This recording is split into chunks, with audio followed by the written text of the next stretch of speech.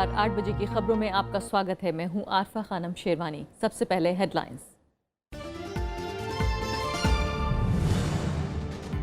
आडवाणी, जोशी और उमा भारती समेत 13 आरोपियों पर चलेगा आपराधिक साजिश का मुकदमा। बाबरी मस्जिद मामले में सुनवाई के लिए 2 साल का वक्त, हर दिन होगी जिरह।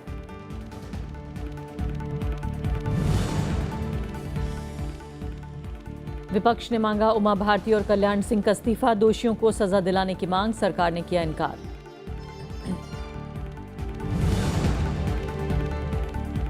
ईवीएम में वीवीपैट लगाने का काम होगा तेज। कैबिनेट ने 3,173 करोड़ रुपए किए मंजूर। लाल बत्ती वाले वाहन से नहीं चलेंगे वीवीआईपी।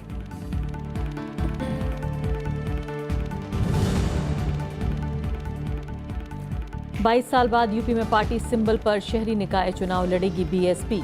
चुनौतियों से निपटने के लिए नई रणनीति बीजेपी ने बताया, पार्टी बचाने की कोशिश।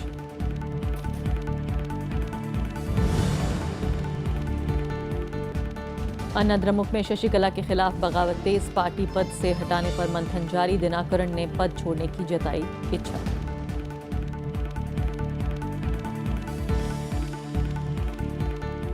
और अब पहली खबर।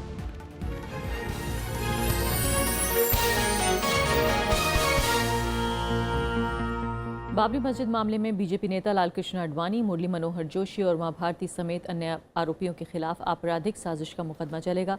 सुप्रीम कोर्ट ने आज सीबीआई और अन्य की याचिकाओं पर यह फैसला सुनाया। साथ ही ढांचा गिराने से जुड़े दोनों मामलों को एक में मिलाकर लखनऊ कोर्ट में सुनवाई होगी।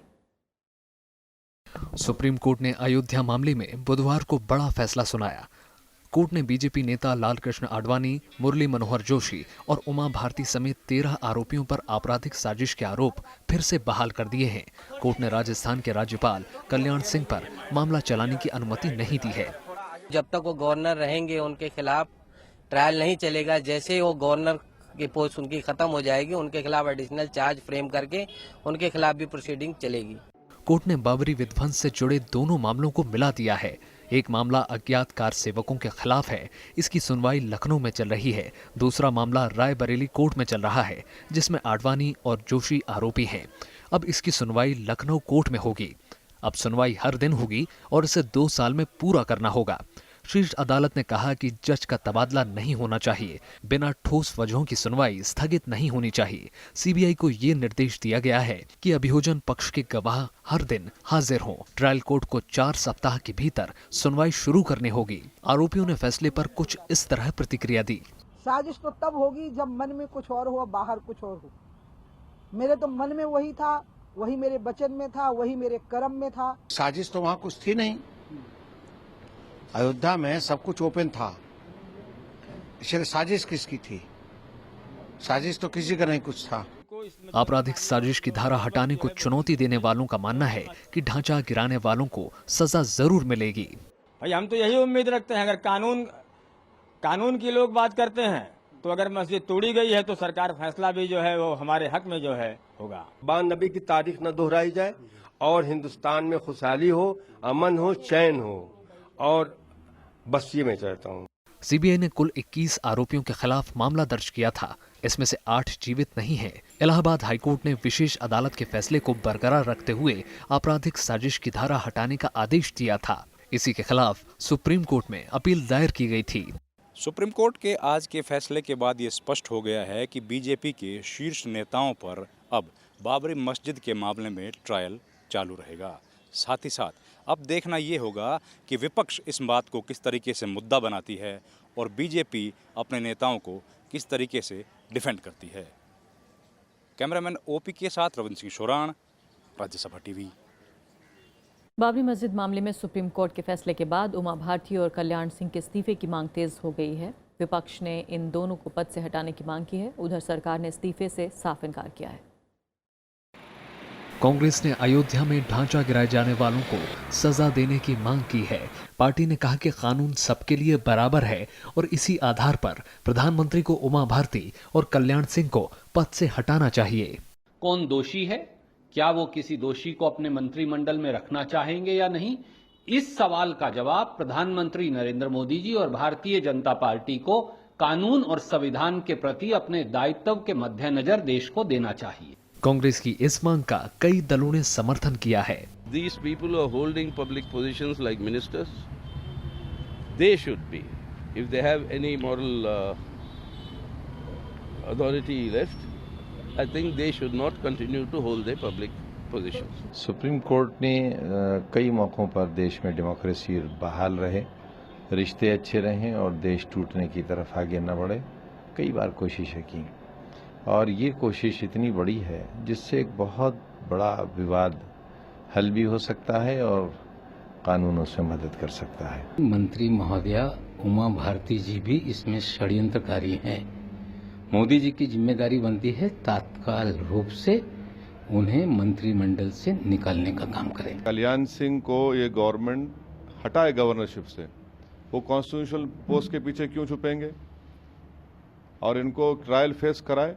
आरजेडी ने कहा कि ये मामला बीजेपी के अंदर की चल रही खींचतान को दिखाता है।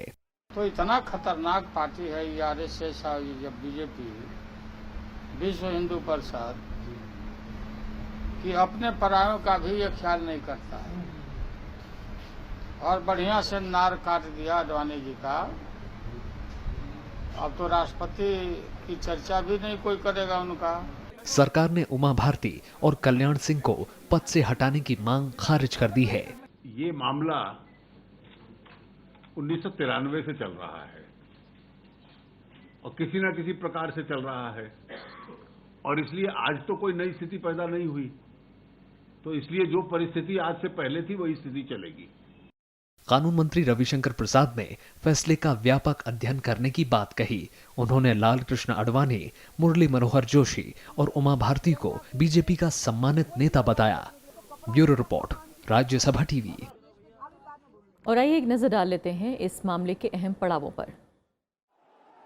6 दिसंबर 1992 को अयोध्या में ढांचा ढहाए जाने के बाद 2 एफआईआर दर्ज हुई। एक एफआईआर अज्ञात सेवकों के खिलाफ थी। दूसरी एफआईआर में बीजेपी नेताओं को कथित तौर पर भड़काऊ भाषण देने के लिए नामजद किया गया था।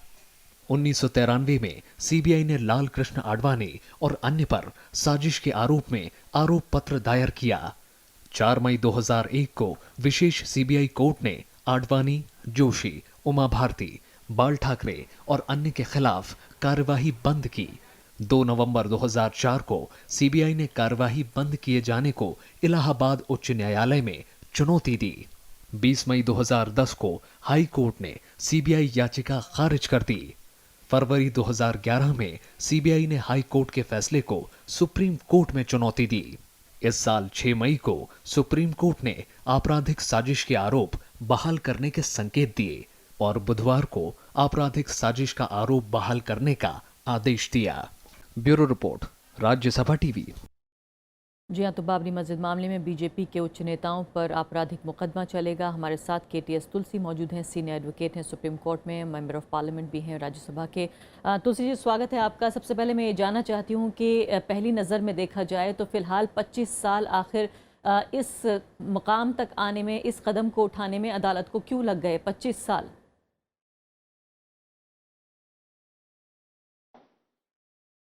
ये भारत का इतिहास है कि जहाँ पे भी बड़े लोग इन्वॉल्व होते हैं, हाई एंड माइटी, उनमें उनके केसेस में बहुत ज़्यादा समय लगता है। ये एक अदालत की भी कमज़ोरी है कि ऐसे मामलों में किसी न किसी वजह से देरी हो जाती है, कोई स्टे होती है, कोई विवाद खड़ा होता है। जैसे कि इस केस में 10 साल इस बात में निकल गए, 15 साल, कि एक ही हादसा है, एक ही कॉन्स्पिरेसी है और उसकी 2 ट्रायल कैसे हो सकती हैं। मैंने तो अपने करियर में ऐसी बात देखी नहीं कि एक कॉन्स्पिरेसी, अगर आप देखें कि जब रथ यात्रा के जा रही थी तो उसके बयान जो हैं वो बयान वीडियो रिकॉर्डेड हैं, आज भी यूट्यूब पे अवेलेबल हैं, कि उसमें कोई शक ही नहीं बचता कि रथ यात्रा लोगों को वहाँ पे इकट्ठा करके मस्जिद के ढांचे को या जो भी ढांचा है, बाबरी ढांचे को गिराने की एक मंशा थी। उसी से जो कारसेवक इकट्ठे हुए वो इसीलिए हुए, ऑस्टेंसिबल रीज़न क्योंकि कंटेम्प्ट जो हुआ था कल्याण सिंह जी के खिलाफ, उसमें ये सुप्रीम कोर्ट ने होल्ड किया कि झूठा वायदा किया गया, अंदर से सब तैयारी इसीलिए हो रही थी। सुप्रीम कोर्ट के पास ये भी डॉक्यूमेंट्स पेश किए गए कि 6 दिसंबर से पहले 4 दिन से रिहर्सल हो रही थी कि किस तरह से ऊपर जाना है, किस तरह से उसको गिराना है, और पहाड़ के ऊपर चढ़ के रोप्स के साथ वो सारी साजिश हो रही थी। तो इसलिए ये कहना कि भी नेता जो हैं उनकी ट्रायल अलग होगी, ऐसी बात कानून के अंदर नहीं है, क्योंकि सभी नागरिक बराबर हैं जी। चाहे कोई कितना भी बड़ा हो, कानून उससे बड़ा है। तो इसलिए मैं समझता हूँ ये बहुत एक इम्पॉर्टेंट फैसला है कि जहाँ पे मैजेस्टी ऑफ लॉ को अपहोल्ड किया गया है और ये कहा गया है अगर एक ही कॉन्स्पिरेसी है, एक ही हादसा है, तो ट्रायल भी एक ही होगी। कॉन्स्पिरेसी का चार्ज आधे मुल्जिमों के खिलाफ ड्रॉप नहीं किया जा सकता और उनकी ट्रायल सेपरेट नहीं की जा सकती। ट्रायल एक ही होगी जी। उसी में सारा एविडेंस आएगा, उसी में ये अगर साबित होता है कॉन्स्पिरेसी का चार्ज, तो उनको कॉन्स्पिरेसी के चार्ज के साथ साथ बाकी ऑफेंसेस की भी सजा मिलेगी। जी हाँ तुलसी जी, ये महत्वपूर्ण बात है। आप ये कह रहे हैं कि इस पूरे जजमेंट की केस में जो है वो दोनों मामलों को एक कर दिया गया है, लेकिन जहाँ कॉन्स्पिरेसी की बात आ रही है, साजिश की बात आ रही है, दो महत्वपूर्ण नेता हैं बीजेपी के, उमा भारती खासकर मिनिस्टर हैं केंद्र में, वो ये कह रही हैं कि इसमें कॉन्स्पिरेसी की कोई बात नहीं है, इसमें साजिश कोई नहीं है, हमारे जो मन में था वो बाहर था। यानी वो ये कहना चाहती हैं कि उन्होंने जो किया दरअसल वही वो करना चाहती थी, तो इसमें कोई साजिश नहीं है। क्या इसको इस तरह से देखा जाए कि अपना दोष वो स्वीकार कर रही हैं या इसको वो दोष भी नहीं मानती? नहीं तो दोष माने या ना माने, ये तो फिर कन्फेशन ही है, एक तरह से एडमिशन है कि यही इनकी इंटेंशन थी। और अगर बाकी मुल्जिम भी यही डिफेंस लेंगे तो अदालत उसको देखेगी कि अगर एडमिशन है तो पर्पस अगर यही था कि यही जो ज़बान पे था और यही दिल में था और वही हुआ, तो इसलिए फिर ट्रायल जो है वो जल्दी निपट जाएगी। मैं दो महत्वपूर्ण सवाल आपसे पूछना चाहती हूँ। पहला सवाल ये है कि वो उमा जी स्वीकार कर रही हैं। मैं पहला सवाल आपसे ये पूछना चाहती हूँ कि कल्याण सिंह को गवर्नर होने की वजह से उन पर ये मुकदमा नहीं चलेगा। क्या कानून जो है वो इस बात की इजाज़त देता है कि चूंकि मांग ये हो रही है नेताओं की तरफ से कि उनके ऊपर से ये शील्ड हटाई जाए गवर्नरशिप की और फिर उन पर मुकदमा चलना चाहिए? जी हाँ, संविधान के अंदर जो है इम्यूनिटी है, लिमिटेड इम्यूनिटी है। जब तक वो गवर्नर के पद के ऊपर बने रहेंगे तब तक उनके खिलाफ मुकदमा नहीं चल सकता, चाहे वो उनके गवर्नर बनने से पहले के समय का है जुर्म। मगर फिर भी जैसे ही वो पद से हटेंगे उनको भी उनके खिलाफ भी मुकदमा चलेगा। अगर ये ट्रायल समाप्त हो गई होगी तो नई ट्रायल कायम की जाएगी, उसमें फिर दोबारा गवाह आएंगे। मगर कानून किसी को छोड़ता नहीं है। जी हाँ तुलसी जी, कानून के अंदर कानूनी कार्रवाई जो है वो पूरी होगी। बिल्कुल, बहुत महत्वपूर्ण सवाल ये है कि सुप्रीम कोर्ट का ही ये कहना है, उन्होंने अभी जो है वो एडवाइस किया, सलाह दी कि आप कोर्ट से बाहर सेटलमेंट कर लें। ये एक तरह से ये भी देखा गया कि एक कोर्ट का एडमिशन तो नहीं है कि ये मामला शायद कोर्ट से हल नहीं हो पाएगा। अब एक तरफ ये मामला, एक तरफ ये फैसला और दूसरी तरफ ये फैसला कि इन पर आधिकारिक मुकदमे चलेंगे। वो उच्च नेता जिन्होंने आपने कहा कि हाई और माइटी के साथ अदालत की भी कभी कभी कमजोरी देखी गई है। इन दोनों में कोई कोरिलेशन, कोई रिश्ता आप देखते हैं दोनों फैसलों में? नहीं, ये दोनों फैसले अलग अलग हैं। एक तो है जुर्म जो हुआ उसकी सज़ा, वो है आपराधिक मामला, और दूसरा है कि अब ढांचा दोबारा बनेगा, कैसा बनेगा, क्या शक्ल होगी, और उसके लिए विवाद और ना हो, इसलिए सुप्रीम कोर्ट की ये राय है कि अगर आपस में बैठ के फैसला हो जाए तो अच्छा है। देश में अमन शांति कायम करने के लिए जो भी समझौता अगर हो सके, दोनों गुटों में अगर कोई एक राय बन सके तो हमेशा अच्छी रहती है। तुलसी जी, बहुत संक्षेप में कि अब ये मामला आगे यहाँ से कैसे बढ़ेगा, अगले सालों में, अगले महीनों में किस तरह से इस मामले की पैरवी देखेंगे हम? अभी जो पहले 185 के करीब गवाह भुगत चुके हैं उनको दोबारा बुलाना पड़ेगा, क्योंकि अब सारे के सारे मुलजिम इसी ट्रायल में ट्रायल फेस करेंगे, तो वो उन गवाहों को दोबारा क्रॉस एग्जामिन करने के लिए जो नए मुलजिम हैं उनके वकीलों को मौका दिया जाएगा कि वो अगर दोबारा और कोई क्रॉस एग्जामिनेशन करना चाहते हैं तो वो करें। उसके बाद बाकी गवाह जो हैं उनको लाया जाएगा। 800 गवाह लिस्टेड हैं, मगर ये आवश्यक नहीं है कि 800 गवाह भुगताए जाएं। प्रोसिक्यूशन ये भी सोच सकती है कि 300 बहुत हैं, 350 बहुत हैं, या जैसे भी, क्योंकि हर एक इशू के ऊपर अगर 4-4 गवाह हैं तो सबको एग्जामिन करना प्रोसिक्यूशन के लिए आवश्यक नहीं होता। मगर इस केस में साइंटिफिक एविडेंस बहुत है, बिल्कुल ऑडियो विजुअल एविडेंस बहुत है, इसलिए आई विटनेसेस के अकाउंट के ऊपर ज़्यादा ये डिपेंडेंट नहीं है केस। बहुत बहुत शुक्रिया तुलसी जी, फिलहाल इस चर्चा में आपका भाग लेने के लिए। ये थी हमारी पहली खबर। अब एक छोटा सा ब्रेक।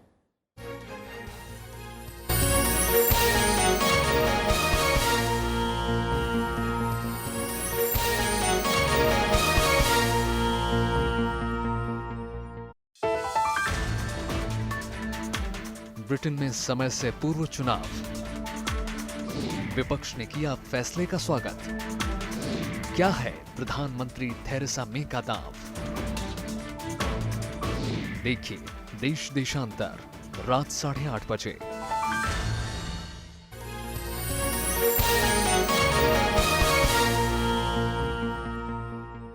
वीआईपी कल्चर खत्म करने के लिए केंद्र सरकार ने 1 मई से आवश्यक सेवाओं को छोड़कर वाहनों पर लाल बत्ती के इस्तेमाल पर रोक लगा दी है। इसके लिए नियम में बदलाव किया जाएगा।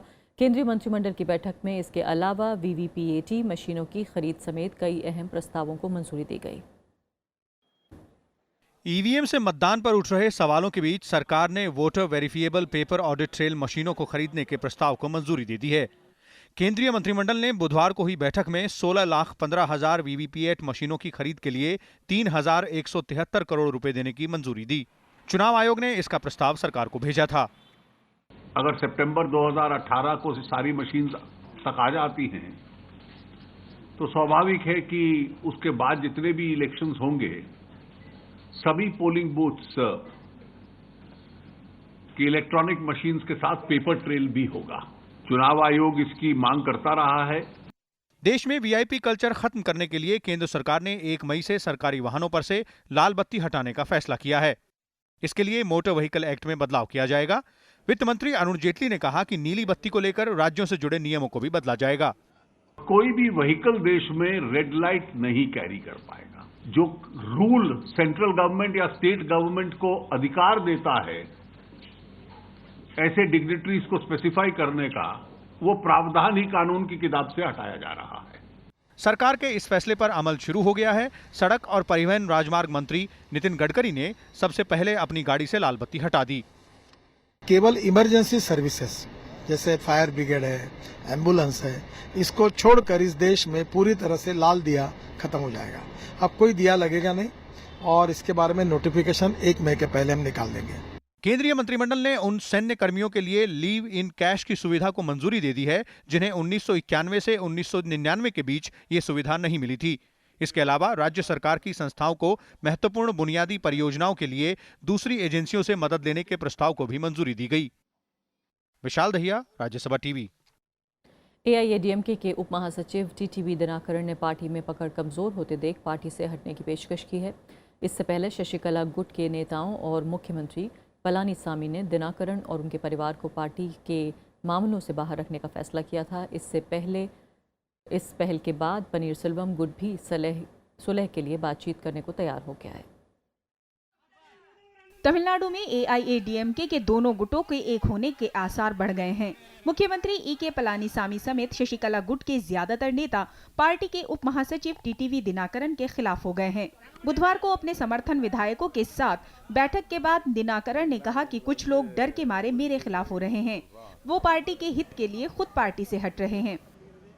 You should be united at this time and you should protect the party like and the government. It's helpful for the party and the government. I will keep quiet. But same time, without any fear, they should protect the government and the party. मंगलवार रात मुख्यमंत्री ईके पलानीसामी के आवास पर एक अहम बैठक हुई।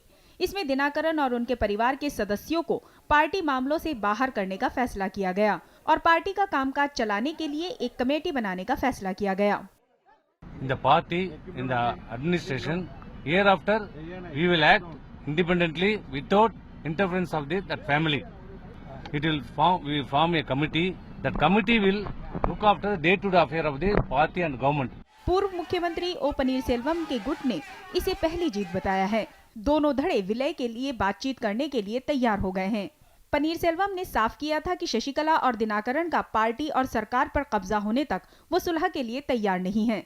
Today, our leader OPS Anna gave an interview stating that we will look into the modalities, taking into consideration of the welfare of Tamil Nadu people, the wish of Tamil Nadu people, and the wish of the party cadres, and the welfare of the party. They will take a appropriate and collective decision. वहीं TTV Dinakaran की मुश्किलें कम होते नहीं दिख रहीं। विदेशी मुद्रा विनिमय नियमन अधिनियम मामले में वो कोर्ट में पेश हुए। उधर दिल्ली पुलिस ने टीटीवी दिनाकरन के खिलाफ लुकआउट नोटिस जारी किया और उनसे जल्द पूछताछ की जा सकती है।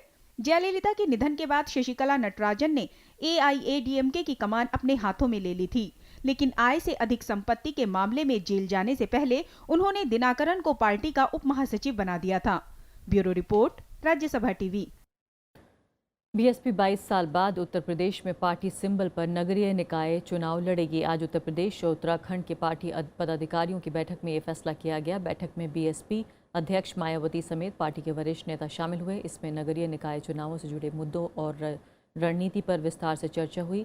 विधानसभा चुनाव में मिली करारी शिकस्त के बाद मायावती पार्टी की चुनौतियों और रणनीति पर मंथन कर रही हैं। पार्टी का मानना है कि सिंबल पर चुनाव लड़ने से शहरी मतदाताओं में उसकी पैठ बढ़ेगी। पिछली बार 1995 में बीएसपी ने पार्टी सिंबल पर शहरी निकाय चुनाव लड़ा था। बीजेपी ने पार्टी सिंबल पर नगरीय निकाय चुनाव लड़ने के बीएसपी के फैसले को आखिरी राजनीतिक कोशिश करार दिया है।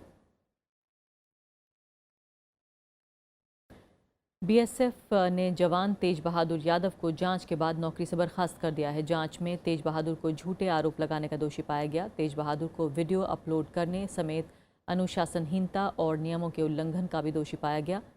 बीएसएफ ने कहा कि तेज बहादुर की वजह से अर्धसैनिक बल की छवि को नुकसान पहुंचा है। जवान पर कार्रवाई सीमा सुरक्षा बल अधिनियम के तहत की गई है। वो फैसले के खिलाफ 3 महीने के अंदर अपील कर सकते हैं। जनवरी में तेज बहादुर ने सोशल मीडिया पर एक वीडियो जारी कर जवानों को मिल रहे खराब खाने की शिकायत की थी, जिसके बाद पीएमओ ने इस मामले में गृह मंत्रालय और बीएसएफ से रिपोर्ट मांगी थी। न्याय नहीं मिला, इसके लिए मेरे को हाई कोर्ट में जाऊंगा मुझे इसके लिए, क्योंकि न्यायालय मेरे को भरोसा है, मैं वहाँ जाके इसके लिए करूँगा। दुख तो हो रहा है, लेकिन सच बोलने का अगर यही सिलसिला है तो आगे देखो क्या होगा। ये तो मेरे लिए नहीं, सभी जवानों के मोरल डाउन है इससे। पाकिस्तान में मौत की सज़ा पाए कुलभूषण जाधव से मिलने की इजाज़त देने के लिए भारत ने फिर दबाव बढ़ाया है। बुधवार को विदेश मंत्रालय ने पाकिस्तान के उप उच्चायुक्त सैयद हैदर शाह को बुलाकर पाकिस्तान संदेश भेजने को कहा। विदेश मंत्रालय ने पाकिस्तान सेना के प्रवक्ता के बयान पर आपत्ति दर्ज कराई। प्रवक्ता ने कहा कि किसी भी हालत में भारतीय उच्चायोग के अधिकारियों को जाधव से मिलने की इजाज़त नहीं दी जाएगी। इस बीच जाधव की रिहाई के लिए सरकार को निर्देश देने की मांग वाली एक याचिका दिल्ली हाईकोर्ट ने खारिज कर दी है। हाईकोर्ट ने कहा है कि सरकार सभी संभव कोशिशें कर रही है, इसलिए हस्तक्षेप की जरूरत नहीं। अभी वो मीटिंग खत्म हुई है।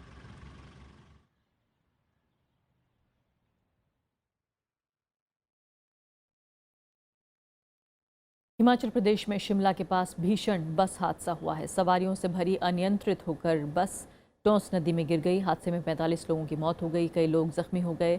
बस में 56 लोग सवार थे। घटना की जानकारी मिलते ही पुलिस और बचाव कर्मी मौके पर पहुंच गए। जख्मी लोगों को अस्पताल में भर्ती कराया गया। बस उत्तराखंड के विकासनगर से हिमाचल के त्यूणी जा रही थी। उत्तराखंड सरकार ने मृतक के परिजनों को 1 लाख रुपये और घायलों को 50,000 रुपये के मुआवजे का ऐलान किया है। प्रधानमंत्री ने हादसे पर दुख जताते हुए मृतक के परिजनों को 2 लाख रुपये और घायलों को 50,000 रुपये की मदद दी है। इसमें कहते हैं कि लगभग 56 लोग सवार थे। इसमें मौके से अभी तक किसी की बचने की गुंजाइश नहीं है, इस तरह से रिपोर्ट मेरे पास आ रही है। अमेरिका ने H-1B वीज़ा नियमों को सख्त बनाने का फैसला किया है। राष्ट्रपति डोनाल्ड ट्रंप ने आज इससे जुड़े एक कार्यकारी आदेश पर दस्तखत कर दिए। इस भारतीय IT पेशेवरों के लिए मुश्किलें इससे खड़ी हो सकती हैं। नए आदेश के मुताबिक अब सिर्फ सर्वाधिक वेतन पाने वालों या कुशल कामगारों को ही H-1B वीज़ा मिलेगा। शासकीय आदेश के मुताबिक विदेश मंत्री और श्रम मंत्री H-1B वीज़ा को लेकर सुझाव देंगे। ट्रंप ने चुनाव प्रचार के दौरान अमेरिकियों के लिए अधिक नौकरियां पैदा करने का वादा किया था। H-1B वीज़ा को लेकर अमेरिकी संसद में भी कई बिल पेश किए गए हैं। इसी के साथ अभी के लिए इतना ही। नमस्कार।